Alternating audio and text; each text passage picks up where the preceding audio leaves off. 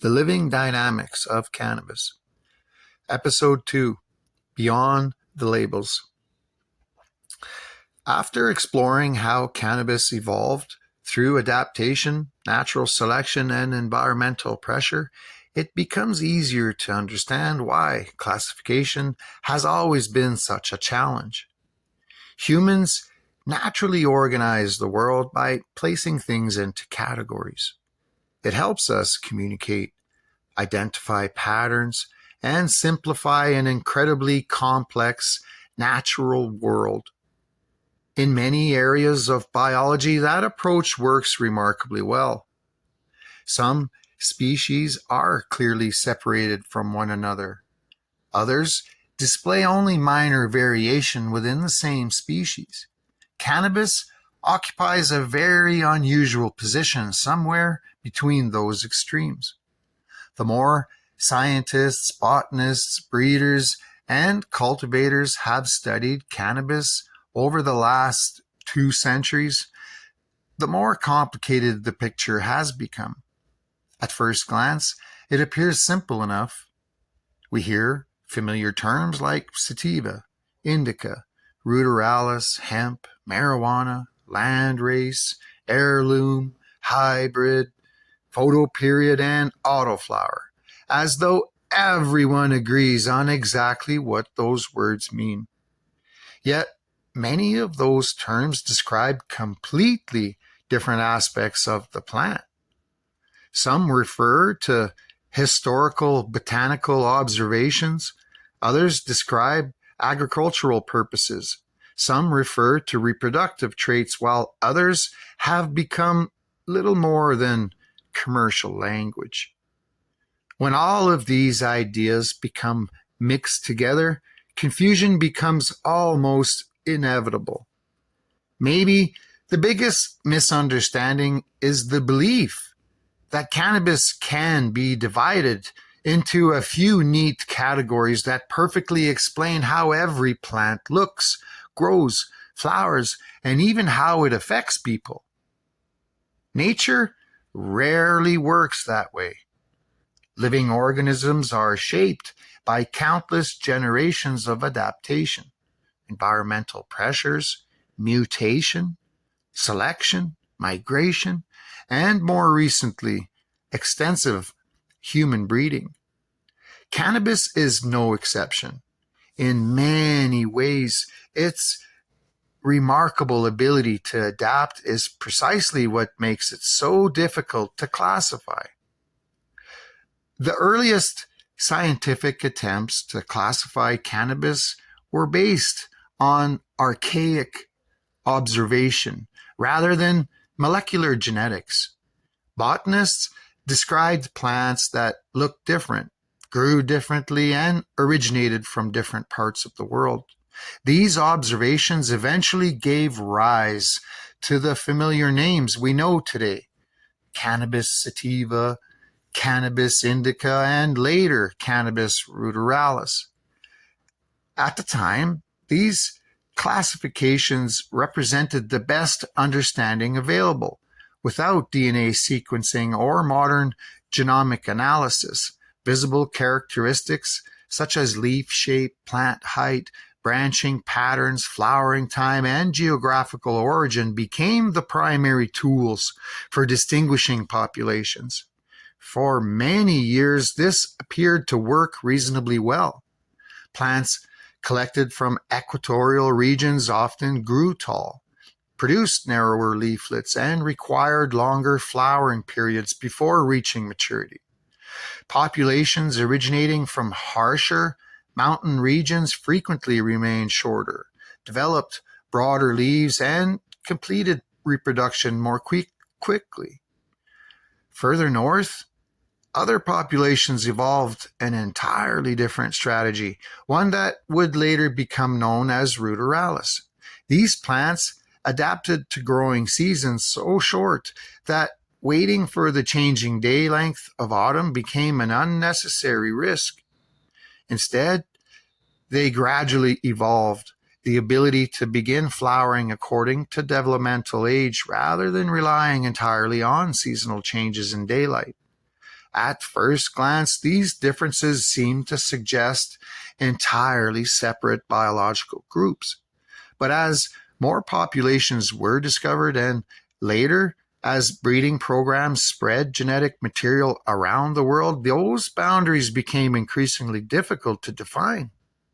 Many plants displayed characteristics associated with more than one classification. Some combined narrow leaves with relatively short flowering times. Others displayed broad leaves while growing exceptionally tall. Environmental conditions alone could dramatically change how the very same genetics appeared. The simple categories that once seemed obvious became increasingly blurred. Modern genetic research has added another layer to this story. Rather than confirming perfectly separated groups, genomic studies have revealed extensive overlap between cannabis populations. Depending on which researchers are asked, cannabis may be described as a single highly variable species containing multiple subspecies, several distinct species that readily hybridize, or an evolutionary continuum with no perfectly defined boundaries. While scientists continue refining these relationships, one conclusion has become clear. The biological reality is way more complex than the traditional labels suggest. This does not mean the historical terms are completely useless. Quite the opposite. They still provide valuable historical context and can describe broad tendencies that developed through regional adaptation. The mistake occurs when those tendencies are treated as absolute rules rather than general observations. A label can be useful as a starting point without becoming a complete biological explanation. This distinction becomes especially important because many people unknowingly combine four completely different concepts into one conversation. They speak about botanical classification, agricultural purpose, geographical ancestry, and commercial marketing as though they all describe the same thing, but they do not. Understanding the difference between those ideas changes almost everything about how cannabis is viewed. The first of those ideas is botanical history. These are the names that emerged as botanists attempted to describe naturally occurring cannabis populations. The second is agricultural selection, which gave rise to what we now call hemp. The third is regional adaptation expressed through landraces, heirlooms, and modern hybrids. The fourth is the language of the modern marketplace, where terms like Sativa and Indica are often used as shorthand for expected experiences rather than precise biological descriptions. Once these four conversations are separated, much of the confusion surrounding cannabis begins to disappear. Instead of forcing one label to explain every characteristic of the plant, we begin recognizing that different words answer different questions. One may describe ancestry, another may describe human selection, another may describe flowering behavior, another may simply reflect decades of commercial tradition. And that shift in perspective allows us to stop asking what category a plant belongs to and start asking the far more interesting question: what shaped this plant into what it is today? If the first source of confusion comes from botanical classification, the second comes from agriculture.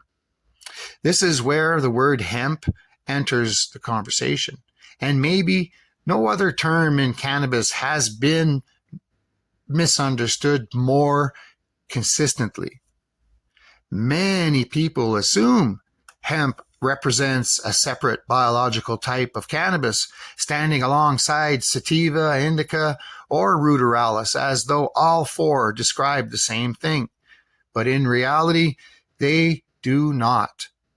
Hemp is not primarily a botanical classification. It is an agricultural one. It describes plants that generations of growers selected for particular purposes rather than particular recreational or medicinal characteristics. So in other words, hemp tells us far more about what humans wanted the plant to become than about where the plant originally came from. For thousands of years, civilizations across Asia, the Middle East, Europe, Africa, and eventually the Americas recognized that cannabis could provide far more than one useful product. Some populations produced exceptionally long and durable bast fibers that could be woven into rope, sailcloth, textiles, and paper. Others developed thick woody cores known as hurd that later found uses in insulation, animal bedding, lightweight construction materials, and modern hempcrete.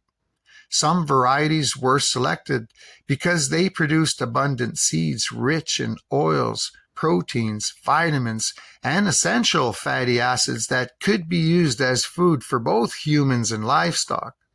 Others became valuable for lamp oils, paints, varnishes, soaps, cosmetics, industrial lubricants, bio-based plastics, and renewable fuel research. As cultivation expanded, people continued selecting plants according to their intended purpose. Fiber production favored tall, rapidly growing plants with long internodes and minimal branching, so that energy was directed into stem development. Grain production favored heavier branching and increased seed yield. Modern cannabinoid hemp has been selected for yet another purpose, maximizing compounds such as CBD while remaining below legal limits for intoxicating cannabinoids in many jurisdictions. Although these plants all fall under the broad agricultural description of hemp, they can look remarkably different from one another because they were bred to accomplish entirely different objectives. This is an important distinction because appearance alone does not determine whether a plant should be considered hemp. Two plants may share similar leaf shapes or overall structure while serving completely different agricultural roles. Likewise, two hemp cultivars may appear very different, yet both belong to the same agricultural category because they were selected for different human needs. The label reflects breeding goals far more than it reflects strict biological identity. The word marijuana presents a similar challenge for different reasons. Unlike hemp, marijuana is not a botanical term recognized in plant taxonomy. It emerged through cultural, political, and legal history rather than biological science. Depending on the country, the period in history, and the legal framework involved, its meaning has shifted. Today, it is generally used to describe cannabis cultivated for higher concentrations of intoxicating cannabinoids, but even this definition varies between jurisdictions. From the plant's perspective, these legal distinctions are entirely human creations. Cannabis has no awareness of the labels we assign to it. It simply continues expressing the genetics and adaptations carried through countless generations. Once agricultural terminology is separated from botanical history, another important concept begins to emerge. The difference between land races, heirlooms, and modern hybrids. A true land race is not simply an old variety or an exotic cultivar.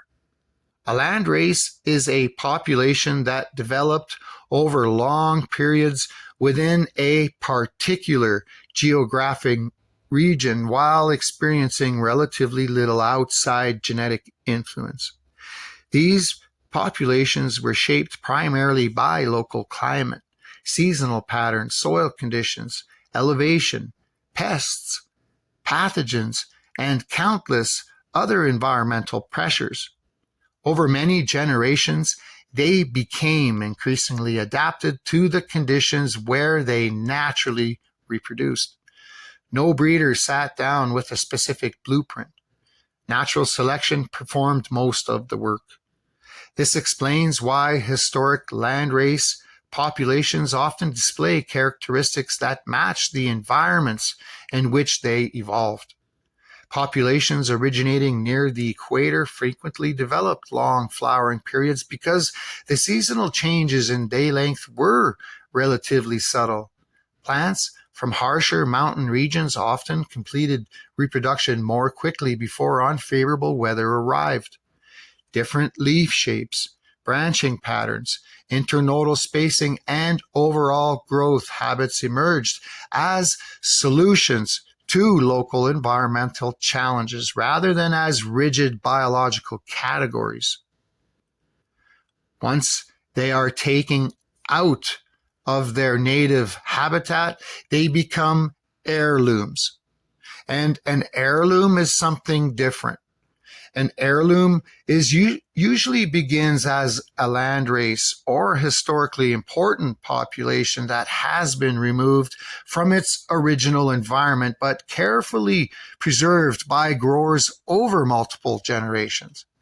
The plant may no longer experience the same natural selection that shaped it in its native region, but its genetic identity remains relatively stable because cultivators intentionally maintain it.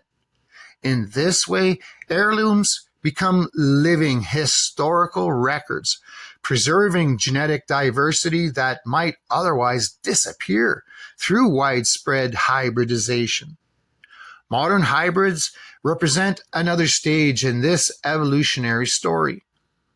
As cannabis spread across continents and breeding became increasingly intentional, populations that had once evolved in relative isolations were crossed together. Breeders combined flowering speed from one lineage with structure from another, disease resistance from a third, chemical expression from a fourth, and eventually incorporated autoflowering genetics from northern populations as well. The result is that many modern cultivars contain genetic contributions from numerous ancestral populations, making simple labels increasingly inadequate for describing their complexity. This extensive hybridization explains why many plants no longer fit comfortably inside the traditional descriptions of Sativa or Indica. They were never intended to remain isolated forever. Once humans began moving genetics around the world, selecting desirable traits and combining lineages over successive generations, the old boundaries naturally became less distinct. What we see today is not the disappearance of diversity, but the blending of it. Understanding these differences also changes the way we view cannabis breeding itself. Breeding is not simply about creating something new. It's about guiding which existing traits are preserved, combined, strengthened, or reduced over time. Every generation reflects thousands of biological decisions, some made by nature, others made by people. Together, they have produced one of the most genetically diverse cultivated plants on Earth. And this brings us to one of the most fascinating adaptations in the entire cannabis story. Among the countless populations that evolved across different climates, one developed a reproductive strategy unlike the others.